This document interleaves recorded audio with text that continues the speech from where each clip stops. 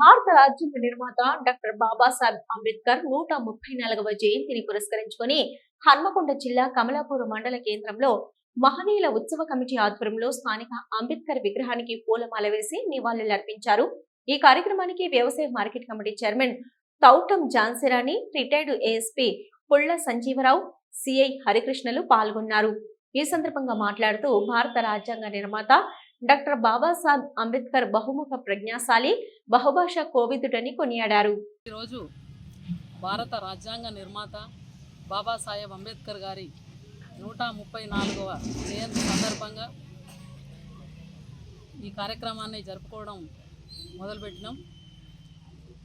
భారత రాజ్యాంగ నిర్మాత బాబాసాహెబ్ అంబేద్కర్ గారి గురించి చెప్పాలంటే, బాబాసాహెబ్ అంబేద్కర్ గారు బడుగు బలహీన వర్గాల ఆశాజ్యోతి, ఆర్థిక నిపుణుడు, మహామేధావి, బహుముఖ ప్రజ్ఞాశాలి, 9 భాషల్లో నైపుణ్యం ఉన్న వ్యక్తి, ప్రపంచంలోనే అత్యధిక విగ్రహాలున్న మహా గొప్ప నాయకుడు. 1891 ఏప్రిల్ 4న జన్మించాడు. 1956 డిసెంబర్ 6న మరణించాడు.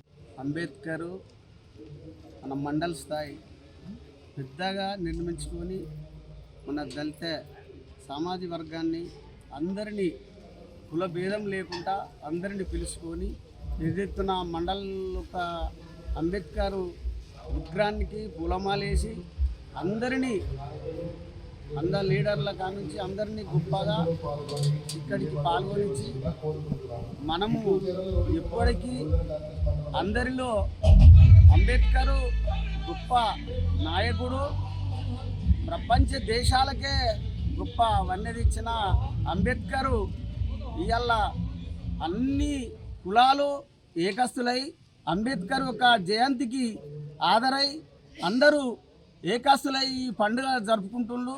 ఎప్పటికి కానీ అంబేద్కర్ను మర్చిపోకుండా మనము ఇదే కృషితోని అందరూ అన్ని కులాల వర్గాలు అందరూ చేయాలని నా యొక్క మనవి.